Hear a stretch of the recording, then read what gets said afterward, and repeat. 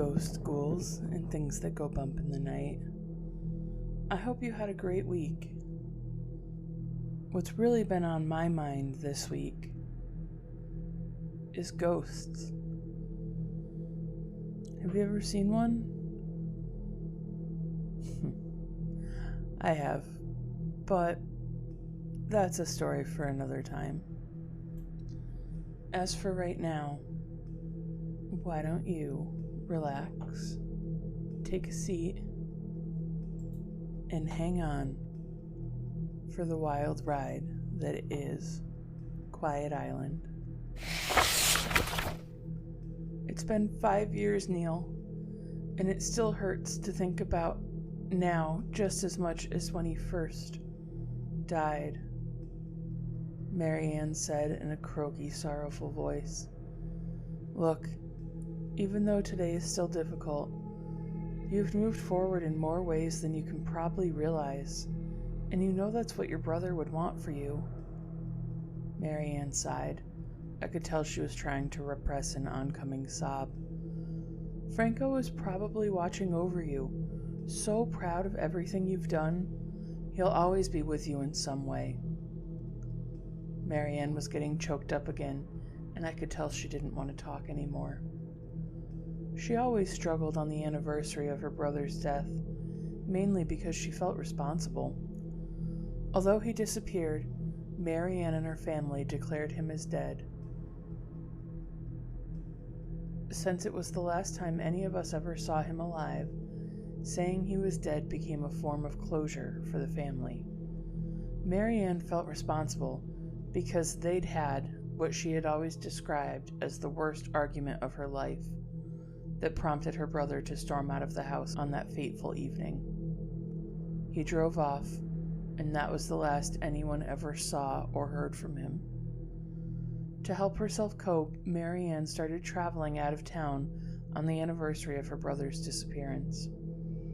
Having dated her for over 4 years now, I learned she needed her space around this time of year. I will acknowledge it gave me some time to myself, which I usually spent out on the water. During our cell phone conversation, I was sitting on my kayak out in the middle of the bay. On this particular day, I decided to fish the far side of the bay, a section I'd never previously tried. The area was more secluded than where I usually fished. There were some good-sized islands scattered off the shore, and some really scenic views of the city. It was dusk by the time I hung up with Marianne and started reeling in my line, deciding to swap out the bait I'd had with a lure, since I hadn't gotten a nibble all afternoon. While the area was really nice, I was disappointed with the fishing, but shuddered at the thought of getting skunked. I knew my time was running out, and I scrambled to swap the hook with a dollar-sized silver spoon lure that was a personal favorite of mine. As I was making the final touches weaving the line together, something made me turn to my left. All I remember was seeing the giant wall of water rush towards my kayak, and I had no time to react before I was swept under. I'm not sure if the swirling waves prevented me from surfacing, or if my head struck something while I was tumbling around, but I did black out and lose consciousness. When I finally awoke, the first thing I heard were the sounds of crashing waves. Part of me was cold, frigid and soaking wet, while my entire back was baking in the scorching sun. Upon opening my eyes, I first saw light brownish beige sand get swept away by a foamy ocean wave. I quickly remembered being on the kayak and realized I was lying on a beach. As I slowly lifted myself out of the sand, I inspected my surroundings. When my vision settled, I noticed pieces of my fishing gear scattered along the shoreline, but my kayak was nowhere in sight. Turning towards the ocean, and still able to make out the city skyline in the distance, I concluded that I must have washed up on one of the islands in the bay. This provided me with a sense of comfort, since I wasn't stranded in the middle of the ocean, miles away from civilization. "Looks like you could use a hand," a female voice in a subtle but distinct East European accent uttered while I was trying to get to my feet. Gasping, I tripped and collapsed back onto the ground as I quickly twirled to face the direction of whomever was speaking to me. My eyes settled on a beautiful woman with long, wavy black hair, large green eyes, wearing a short red dress. She appeared amused at my stumbling and extended her hand to assist me, which I ignored out of embarrassment. "How long have you been standing there for?" I blurted out as I hastily stood back up and wiped off my clothes. Where are we right now?" The woman chuckled. "You're going to be okay, but you pretty much spent the night out here," she answered nonchalantly. "I watched over you the whole time, though, so you were safe one way or another." Pausing, my eyes narrowed when she basically said I spent the night on this beach, totally unconscious. I was grateful it was the middle of summer, because I probably would have succumbed to hypothermia if it were any other time of the year. "My name is Melinda," the woman said, her accent becoming more noticeable as our conversation continued. "You're Neil, right?" "How do you know my name?" I quickly replied in a snarky, uneasy tone. Smiling, Melinda pointed at a spot on the ground a few feet from where I stood. It was my wallet, which was partially buried in the sand. Without saying anything to her, I warily retrieved it and checked the contents inside. Sighing loudly upon realizing the salt water and sand irredeemably damaged the leather, and many of my credit cards and cash were gone. Fortunately, my driver's license was still intact. "Look, do you have a cell phone or know where I can get any help? I'm sure people realize I never came back yesterday and are probably worried sick," I said firmly, turning back to Melinda. "Come with me," she said, smiling as she lightly grabbed my hand and started guiding me towards the tree line that I had just noticed for the first time. "You'll be leaving here soon, but there's someone here you have to meet first." Still a little dazed and drained of energy, I tentatively followed Melinda up the beach and into the forest. Initially, we walked in silence, which was when I noticed other people scattered about the beach and even lurking within the rows of forest trees. Many appeared to be wandering aimlessly or standing completely still, some looking like they were in deep trances, while others were watching Melinda and I closely with mixed expressions of eagerness, envy, or sorrow. What caught my eye was how their appearances varied, with some dressed in rags, while others more formal attire like dresses or suits. You didn't answer my question before," I quickly uttered after about 4 or 5 minutes of following Melinda down the narrow trail.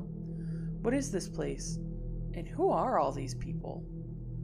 Melinda's steps slowed until she was walking parallel to me. Her smile shrunk and she leaned in, like she didn't want anyone to hear what she was about to say. "You're on Quiet Island," Melinda said, "and this is where we all live now." Melinda's steps were reduced to a mere shuffle. I stared in bewilderment, unsure how to respond. "I don't follow," I said slowly, canting my head. "So there's a town or community you all live in or something?" "We're not here by choice," Melinda said in a mournful tone. "What do you mean?" I asked sharply, stopping dead in my tracks. Before she could respond, I picked up on the sound of slow, light footsteps. Melinda's eyes looked behind me and widened as her smile slowly returned. I quickly spun 180 degrees to see a small old man with a slightly hunched back hobbling towards us with the assistance of a thin wooden cane. He wore a light blue plaid shirt with a brown and green vest tucked into a pair of light brown pants. He had a round, turnip-shaped face that was covered in saggy, blotchy wrinkles and and didn't have a single hair on his head.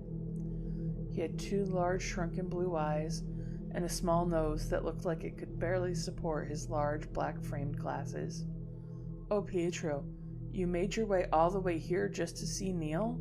Melinda asked in a sweet, sympathetic voice as she walked over and gave the old man a light, careful hug. "I could have told him for you. I told you I'd promised." I stood there confused as the old man smiled widely, quickly diverting his attention to me. "Neil, this is Patricio de Fasal. He lives next to me," Melinda said quickly. "He's your neighbor?" I asked as I nodded at the old man. Pietro took a few wobbly steps towards me, his smile brimming with excitement. A cousin. He lived in Virginia, Louisa, Virginia. His name, Alberto Montanello. Can you tell him I'm here?" He spoke in a thick Italian accent that was difficult to understand at first. "If he knows, he will come to get me." I paused for a few seconds before slowly nodding and promising I would get the message to his cousin. The old man wore the most joyous, grateful smile I have ever seen before Melinda grabbed my arm and hurried me away. "Some of the others noticed and are beginning to come over towards us," Melinda whispered as we were a good distance away.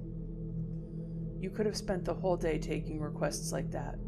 Pietro is a really sweet man, so I promised I would ask you for him." I said nothing and continued following Melinda.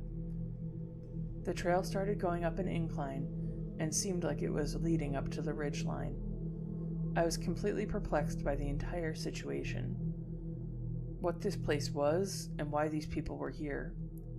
I was admittedly afraid to ask, but my curiosity got the best of me. "So, why are we here against our will?" I asked shakily, a knot forming in my stomach as I dreaded Melinda's answer. "Why can't we just leave?" She chuckled and turned to flash me a smirk-like grin before replying. "Remember, you get to leave." I slowed my steps and fixed my stare on Melinda. "Why can't you come with me?" Melinda hesitated and released a slow, light sigh. "I just can't." "That doesn't make any sense, what you're saying," I replied in an anxious but frustrated tone. "You said you're here against your will. Why is that? Who's keeping you here?" Melinda didn't answer. By now, my curiosity was dictating my thoughts, and I was eager to obtain as much information from her as possible. "How did you even end up in this place?" I quickly asked. As the trail's incline got steeper and steeper, Melinda looked like she was overly focused on her footing, her tensing posture indicating that she was hesitant to answer my question. "I moved out here to the city after I cut ties with my family. To make a long story short, nobody knew I was out here, and I wound up being in the wrong place at the wrong time one night." Melinda's voice faded. "Well, where does your family live?" I asked. "Maybe I can let them know you're here, like the old man wants me to do with his cousin." "They're dealing with enough as it is," Melinda said, shaking her head. "It won't make a difference if they know or not. Just forget it." Before I was about to respond, I noticed a man standing about 5 to 10 yards away who looked like he was waiting for us. There was something familiar about him I couldn't quite pinpoint.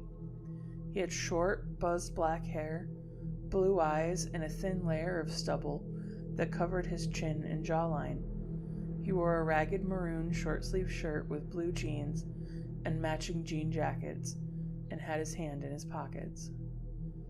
His eyes widened and an enthusiastic smile came across his face, containing the same look of hope as the old man's. As the man started walking towards us, Melinda slowed her pace and stopped when she was next to me. "Kovich," Melinda said quietly to me. "My family's last name is Kovich. They own a restaurant with our name in Massachusetts."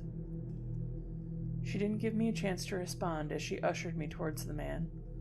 I reluctantly stepped forward and was about to turn and shoot one last glance at Melinda when the man began speaking. "You don't recognize me, do you, Neil?" he said, withdrawing one of his hands from his pockets and extending it to shake mine. Saying nothing at first, I tensely grabbed the man's hand, who gave me a firm shake. I noticed how cold and clammy his hand felt. "It's me, Frank." I squinted at him in bewilderment.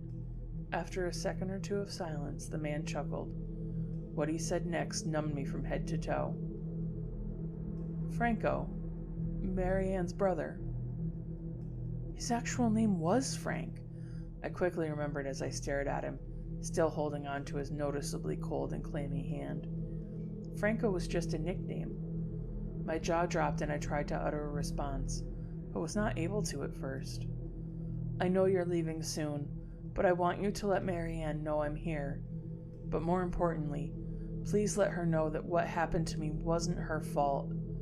A tear streamed down Franco's cheek. "Tell her to lift the loose floorboard in my old bedroom in front of the closet. That night, she thought I stole her sapphire necklace, which I technically did, but only because I was going to get the stone fixed for her because it got chipped. It was her favorite necklace and I wanted to surprise her with it for her birthday." I shook my head to indicate that I would honor his request, recalling how Mary Ann mentioned that necklace in question a few times over the years. "Why don't you just come with me?" I asked, pretty certain I would get the same answer I received from Melinda. Frank's expression quickly became dreary and somber as he slowly hung his head. "I can't leave with you. Not right now." Franco kicked an invisible pebble before he looked back up at me. "You need to tell Melinda and my family that I'm here. I couldn't be identified when I was first found, so they sent me here. I'm in Section 19, Row 7, Marker 5, number M-0673. My family will need to know that information when they come to take me away from here." "What does that mean? I don't get it. What is this place?" I asked in a somewhat aggravated tone, trying to maintain my composure, despite being frustrated with the vague, cryptic responses I was getting about this island. Franco didn't say anything. He started walking towards the edge of the ridge that provided a view to the field on the other side of the island, gesturing with his head for me to follow. I started to, but stopped when Franco froze and sharply turned his head. He sighed deeply as he appeared to glance behind me. A look of sadness and extreme disappointment spread across his face. "How'd you get all the way up here?" a booming, gruff voice asked from behind me before I could ask Franco what was wrong. Upon pivoting, I was met with the sight of a sweaty, portly man in a beige police uniform. He appeared out of breath and was being followed by 2 more officers. Melinda was nowhere to be seen, and when I turned back, Franco had also disappeared. I was overcome with confusion as I kept looking back and forth between the 2 spots, unsure what just happened. "You're Neil Calvert, aren't you?" the officer asked, who was clearly more concerned than suspicious about my doings. I simply nodded, still completely perplexed, as the officer flashed a slight smile and approvingly gestured with his head. "Well, it's good to see you're alive and well, kid. We've been searching for you. Your family's been worried sick." The officer took a step forward. "Can you speak? Do you know where you are right now?" "Quiet Island," I said in a low voice. The officer huffed out a short chuckle. "Well, you washed up on the right island. The boat bringing this week's load found your kayak washed up on the island's southwestern tip. We found your footprints on the beach and tracked you here." The officer's remarks only extenuated my confusion and boiling frustration. I was tired of the ambiguity and wanted to know the exact truth about this place once and for all. "Look, I'm tired of everyone beating around the bush. I just want to know what this place is and why all of the people here can't even leave." The officer seemed taken aback by my slight outburst, but I could tell he thought I was still disoriented. You've never heard of Quiet Island before? You don't know what this place is? The officer asked, to which I shook my head no. Neil, this island is the city's Potter's Field. Look. Gesturing for me to follow, the officer walked past me towards the edge of the ridge, stopping exactly where Franco stood. Upon coming up alongside the officer, I was greeted to the sight of a large field that stretched dozens of acres. The field was littered with giant squares that comprised of several rows of small stone or metal fixtures, which, when I put it all together, each square must have been a section that was broken down into rows, which were made up of plots, each one probably the resting place for dozens of deceased. M-0673 must have been Franco's casket number. This is what Melinda meant when she said everyone here couldn't leave. These people are alone in the world. They had become lost to their families, or didn't have any in the first place. I finally understood why it meant so much for the old man to have me let his cousin know why he was here, and why it was so important I spoke with Franco. I intended on letting the families of everyone I spoke to know this is where their lost loved ones were buried. Despite the remarkable revelation, the thought still unsettled me that Melinda, Franco, and the old man were buried out in that field, along with all those other lost souls, many of whom would probably be less fortunate to leave. It was utterly disturbing to think about Franco buried with dozens of other people. In Section 19, Row 7, Marker 5, number M-0673.